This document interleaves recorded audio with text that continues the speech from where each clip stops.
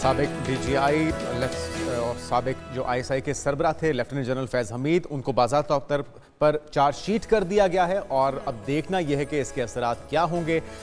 जो इनके नाकदीन हैं, ख़ासतौर पे पीटीआई के दोस्त, उनका ये कहना है कि इतनी सुस्तरदी का जो शिकार है ये 9 मई का मामला, क्योंकि 1 से 1.5 साल तो हो चुका है हिरासत में इमरान खान साहब को भी और फैज़ हमीद साहब को भी 4 महीने हो चुके हैं। तो क्या वजह इतनी देर लग रही है? वो कह रहे हैं कि हो रही थी तब से वो कह रहे हैं कि जी इनके पास सबूत नहीं है, इस वजह से ऐसा हो रहा है। तो ब्रिगेडियर डॉक्टर रिटायर्ड राशिद वली जंजुआ साहब हमारे साथ मौजूद हैं। आपको वेलकम कहेंगे ब्रिगेडियर साहब पाकिस्तान मॉर्निंग में। एक तो ये बताइएगा कि जितने भी सज़ाओं का सामना है फैज़ हमीद साहब को, आपको क्या लग रहा है कि वो कौन सी सज़ा है जिसकी वजह से ये सज़ा इन्हें हो जाएगी और इनके लिए काफ़ी मुश्किलात का बायस हो सकती है?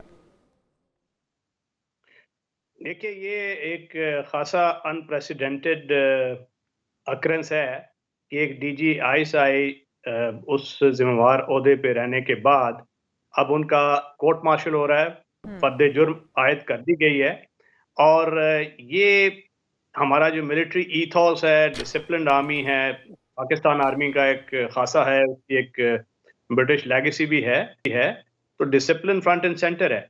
और अगर उसकी वायलेशन हुई है और चार्जेस ऑफिशियल सीक्रेट एक्ट की प्रोविजंस को अट्रैक्ट करते हैं, तो इसका मतलब है कि there is a tangible evidence. क्योंकि प्रोसेस की तरफ अगर देखें तो ये आम जो अदालतें हैं उससे मुख्तलिफ होता है इन अ वे कि इसमें आप सबसे पहले एक कोर्ट ऑफ इंक्वायरी होता है, जो एक बेसिकली एक इन्वेस्टिगेशन होती है जिसमें कमांडिंग ऑफिसर वो ये डिटरमिन करता है कि ये चार्जेस प्रेस हो सकते हैं या नहीं, या इसमें कोई इतनी जान है कि कोर्ट मार्शल किया जाए या नहीं। जब वो होता है तो उसके बाद कन्वीनिंग ऑफिसर इस कार्रवाई का आगाज करता है, और ये 12 अगस्त को हुई थी जैसा कि आपको मालूम है जी। और अब ये आपकी एक वो रिमार्क था कि ये काफी सुस्त रवि का शिकार है, तो वो उसकी वजह ये है कि ठीक है ब्रिगेडियर साहब, अगर देखा जाए तो जो साबिक डीजी आईएसआई सरबराह lieutenant general retired Faiz Hamid के ऊपर जो इस वक्त इल्ज़ामात लगे हैं, या जो जिस तरह के उनके ऊपर कहा जा रहा है कि उन्होंने बाज़ाब्ता तौर पर कुछ मुलविस हुए, वो 9 मई के वाक़े में भी फिर लोगों को नुकसान भी पहुँचाया, अपनी पोस्ट का फ़ायदा भी उठाया, अगर ये साबित हो जाते हैं तो उनको कम से कम क्या सज़ा हो सकती है? देखिए, इसमें चार्जेस पे मुनसर होता है कि उन पे कौन सा चार्ज है, क्योंकि पाकिस्तान आर्मी एक्ट जैसे कि पाकिस्तान पिनल कोड है, इस तरह manual of Pakistan military law होता है, उसमें बहुत से चार्जेस होते हैं। वो किस एक्ट के तहत कौन सा चार्ज है, वायलेशन हो रही है ऑफिशियल सीक्रेट एक्ट की, वो किन किन दफात के तहत हो रही है, तो उसमें डिसमिसल होता है, रैंक फॉरफीचर होता है, जेल भी हो सकती है, और इसमें कोई हद नहीं है। अच्छा और ब्रिगेडियर अगर साहब, कोई ये हमें ऐसी तारीख में ऐसी मिसाल मिलती है जिस तरह से डीजीआई को इस तरह की चार्जशीट भी कर दिया गया है और काफ़ी अरसे से वो कैद में भी हैं, तो अपने ही इदारे के इतने सीनियर अफसर को इस तरह की सज़ा का सामना करना पड़ा? और एक सवाल ये भी पैदा हो रहा है कि इतने ज़्यादा इंतहाई डिसिप्लिन इदारे के अंदर रहते हुए इतने सीनियर ऑफिसर ने आखिर किस तरह से वायलेशंस की, और जब ये कर रहे थे तब इन्हें क्यों ना रोका जा सका? देखिए, ये जो चार्जेस इनके खिलाफ प्रेस हो रहे हैं, ये उनकी मेरा ख्याल है पोस्ट रिटायरमेंट, जो मैं समझता हूँ उस वक्त जो सरगर्मियां थी, और उस वक्त उन्होंने अगर कोई ऐसा वायलेशन की जिसमें उनके पास नॉलेज था, उन्होंने एक सियासी पार्टी को फायदा पहुंचाने के लिए उस नॉलेज का इस्तेमाल किया और किसी फौज की इंस्टीट्यूशन को किसी भी तरीके से नुकसान पहुंचाने की कोशिश की, लॉयल्टीज किसी की सबवर्ट करने की कोशिश की, या किसी ऐसे गैर मजाज शख्स को वो इंफॉर्मेशन दी जिसकी मदद से वो फौज की तनसीबात पे हमला कर सके या ऑर्गेनाइज हो सके, तो वो चार्जेस हैं उनकी दौराने जो मुलाजमत, मेरा नहीं ख्याल क्योंकि ऐसी कोड ऑफ चीज है कंडक्ट की जिसपे खिलाफ वर्जी हुई है और अपने ओहदे पर होते हुए सियासी सरगर्मियों में इंटरफेयर करने का भी इनके ऊपर इल्ज़ाम है। और ये बात किसी से ढकी छुपी नहीं है कि जिस वक्त मौजूदा आर्मी चीफ के वक्त आया था तो उस वक्त भी लॉबिंग हुई और वो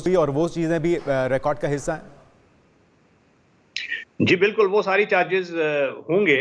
जी और जिस तरह वो एक टॉप सिटी का भी केस था, उस पे भी जी इन्वेस्टिगेशन कोर्ट के ऑर्डर के तहत शुरू हुई थी, वो भी देखा जाएगा। और तारीख में इसकी मिसालें आप पिंडी साजिश केस में मेजर जनरल अकबर खान आपको सीजीएस थे, उनका कोर्ट मार्शल हुआ था। उसके बाद जनरल तजम्मुल थे, उनका हुआ था भुट्टो दौर में और उनको डिसमिस किया गया, उनको कैद भी हुई। बिल्कुल ठीक है। एक जनरल ज़हीर थे, उनका हुआ था अब्बासी और उनका इसी ये था सबवर्जन ऑफ ये लॉयल्टी और बिल्कुल ठीक है। आर्मी में। तो ब्रिगेडियर ये साहब, बगावत तो मिसालें तो नहीं है। हैं, इससे पहले भी इस तरह के वाक़यात हुए। अगर हम पुरतशद्दुद वाक़यात, बदअमनी फैलाने और 9 मई के वाक़े के हवाले से बात कर लें तो उसमें भी उन्हें शामिल तफ्तीश किया गया है, उस हवाले से भी तफ्तीश इस वक्त जारी है। क्या समझते हैं, सियासी जमात के साथ उनके ताने बाने कहा जा रहे थे, तो सियासी जमात के लीडर को भी इसमें शामिल तफ्तीश किया जा सकता है, उनके ऊपर भी इस वक्त कहा जाए तो तफ्तीश के साए मंडला रहे हैं? देखिए, ये जो 9 मई का वाक़या हुआ था, ये बड़ा अनयूजुअल वाक़या है, क्योंकि पाकिस्तान जैसे मुल्क में जिसमें अवाम फ़ौज से मोहब्बत करती है और हमारे ख़ास तौर पे तक़दीस और उनकी हुर्मत जो कि शुहदा हैं, उनके मज़ारात की, वो लाज़िम है। तो इस मर्तबा इस तरीके से मुनज़्ज़म तरीके से उन पे हमले करवाए गए, जीएचक्यू जैसी जगह पे हमला हुआ, लाहौर में तनसीबात पे हमले हुए, तो ऐसा लग रहा था कि जैसे कोई खुफ़िया हाथ इनको एनकरेज कर रहा है और वो एनकरेज वक्त होते हैं जब कोई इनसाइड इंफॉर्मेशन हो उनको, और किसी ने एनकरेज किया, गलत तरीके से किया, उनको गलत सबज़ बाग दिखाए गए कि आप इस तरह करोगे तो शायद फौज प्रेशर में आ जाएगी। जी। और मैं ये समझता हूँ कि जिस सियासी पार्टी ने इसको hook line and sinker accept किया, वो भी काफ़ी नाइवेट का उसने मुजाहरा किया, क्योंकि ऐसा होता नहीं है कि ये मेरा ख्याल है अपने एम्बिशंस के लिए, सियासी मफादात के लिए और पर्सनल गेन्स तो के लिए ब्रिगेडियर साहब, अगर ये किसी सिर्फ सियासी मुदाखलत थी, सियासत में मुदाखलत थी, या फिर आपको लगता है कि 9 मई को जो कुछ भी हुआ वो फौज के अंदर भी बगावत की बाकायदा और मुनज़्ज़म साजिश थी, जिसके बायस उन्हें इस किस्म के जो फर्द जुर्म है उसके अंदर इस तरह के संगीन इल्ज़ामात का सामना है? देखिए, अगर किसी को उकसाया जाए और उसकी लॉयल्टी को सबवर्ट किया जाए तो ये चार्जेस अट्रैक्ट होते हैं। अब देखना पड़ेगा कि वो चार्जेस उनकी चार्जशीट में किस तरीके से उसको फ्रेम किया गया है। और और अगर अगर अगर ये उनको इतना संगीन इल्ज़ाम उन पे साबित हो जाता है कि वो फ़ौज के अंदर बगावत करवाना चाह रहे थे, तो फिर किस नौयत की सज़ा हो सकती है, कितनी इंतहाई सज़ा हो सकती है उन्हें? देखिए, जेल टर्म भी हो सकती है, उनका रैंक फॉरफिट हो सकता है, उसके बाद ये इसकी जेल हो सकती है, सज़ाए मौत भी हो तो सकती है, मगर ये डिपेंड करता है कि वो चार्जेस क्या हैं, क्योंकि उनका भी चार्जेस पूरा क्या हक है? पहुंचेगा। तो ब्रिगेडियर साहब, इसको अगर हम बात कर लें आर्मी एक्ट की, तो आर्मी एक्ट क्या कहता है? अगर बानी पीटीआई भी इसमें मुलव्वस पाए जाते हैं तो आर्मी एक्ट के मुताबिक उनके लिए क्या सज़ा हो सकती है? देखिए, आर्मी एक्ट में पहले तो इनका अभी क्रॉस एग्जामिनेशन होगा, इनको अपना चार्जेस को डिनाई करने का हक होगा, इनका एक वकील होगा जो उसको इनकी मुआवनत करेगा। अब देखते हैं कि क्या ये इन चार्जेस को जो प्रोसिक्यूशन है वो प्रेस कर सकती है। अगर तो वो हो जाता है और उसका कोई लिंकेज साबित होता है, ये एक मफरूज़ा है। अगर वो हो जाता है और किसी सियासी लीडर के साथ उसकी लिंकेज या नेक्सस एस्टैब्लिश होता है, तो वो उसको भी फिर इस ड्रैग नेट में लाया जा सकता है। अच्छा, एक और चीज़ ये ब्रिगेडियर मुमकिनात साहब, ये भी कहा जा रहा था कि वादा माफ गवाह बनाया जाएगा जनरल रिटायर्ड फैज़ हमीद को, और ये जो तूल आ रहा है पीटीआई के दोस्तों का ये मौक़िफ़ है कि वो नहीं मान रहे इस बात पे, इस वजह से इतनी डिले देखी जा रही है। लेकिन अगर ऐसा हो जाता है और कोई सबूत भी बानी पीटीआई के ख़िलाफ़ आ जाते हैं, तो फिर सिविल कोर्ट्स के अंदर ही उनका ट्रायल चलेगा या फिर फ़ौजी अदालतों में मुकदमा लाया जा सकता है? देखिए, कोर्ट मार्शल में तो कोई वादा माफ गवाह का कोई तस्वर नहीं है। उसमें तो जो उस ड्रैग नेट में आएगा उसको एक प्रोसेस के तहत ये साबित करना पड़ेगा कि मैं ये जुर्म अट्रैक्ट नहीं होता मुझ पे। वो कॉन्सेप्ट इसमें नहीं है। अलबत्ता अगर ये इसमें कोई सिविलियन शख्सियत इन्वॉल्व हुई और उसके लिंकेज इनसे साबित हुआ और ये साबित हुआ कि उसने इनके साथ मिलके कोई साजिश की है, तो ये मिलिट्री कोर्ट में उसका मुकदमा भी चल सकता है। तो ब्रिगेडियर साहब, ये दौरानिया कितना लंबा हो सकता है जब इस बात का फैसला हो जाए कि जाहिर है एक चार्जशीट अभी जारी की गई है, उसके बाद अभी तफ्तीश बाकी भी होनी है, तो ये कब तक मुकम्मल हो जाएगा सारा प्रोसेस? देखिए, शफाफियत के लिए और फेयरनेस के लिए इस पे कोई टाइम लिमिट की ऐसी रिस्ट्रिक्शन नहीं हो, मगर ये ऐसा ओपन एंडेड भी नहीं होता जैसा कि सिविलियन अदालतों में ये मुकदमे चलते रहते हैं साल।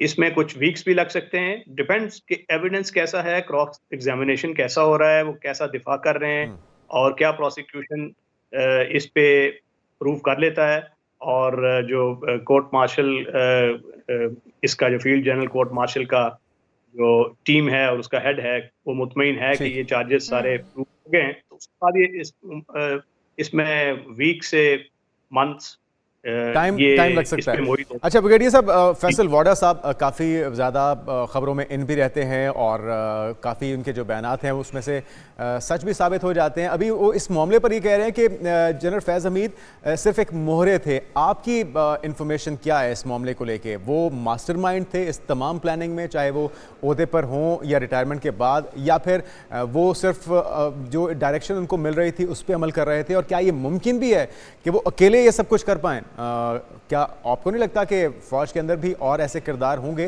जो उनको फैसिलिटेट कर रहे थे? देखिए, वो अपनी इंडिविजुअल कैपेसिटी में ये कर रहे थे, और डीजीआई बड़ी एक रिस्पॉन्सिबल अपॉइंटमेंट होती है, उसके पास बहुत नॉलेज होता है, और उनकी फिर रवाबत भी हो गए थे कुछ सियासी शख्सियात के साथ, सियासी पार्टी के साथ, और अगर वो उनके साथ अपनी इंडिविजुअल कैपेसिटी में ये सब कुछ कर रहे थे तो फिर चार्जेस भी तो उन्हीं पे अट्रैक्ट हो रहे हैं ना। अगर बिल्कुल उनके साथ कोई और इसमें शामिल है जिसने उनकी मुआवनत की एज अ सबॉर्डिनेट, या उनके साथ ये शामिल हो गया जो एक्स्ट्रा कॉन्स्टिट्यूशनल और ये violation of official secret act, तो उनको भी इस ड्रैग नेट में लाया जाएगा। उनका भी ब्रिगेडियर साहब, कोर्ट-मार्शल जो होगा। उस वक्त सरबराह थे फौज के, आप नहीं समझते कि उनके ऊपर भी जिम्मेदारी आयद होती है कि उनकी नाक के नीचे सब कुछ क्या हो रहा था? मेरे ख्याल है मैं उस पे कमेंट से गुरेज करूंगा, क्योंकि वो अगर ऐसा होता तो ठीक। उन पे भी अट्रैक्ट चार्जेस, मगर ऐसा नहीं है, सो अपेरेंटली। बहुत ठीक शुक्रिया। है, बहुत शुक्रिया। हमारे हमारे साथ साथ मौजूद थे। ब्रिगेडियर रेटा मौजूद थे।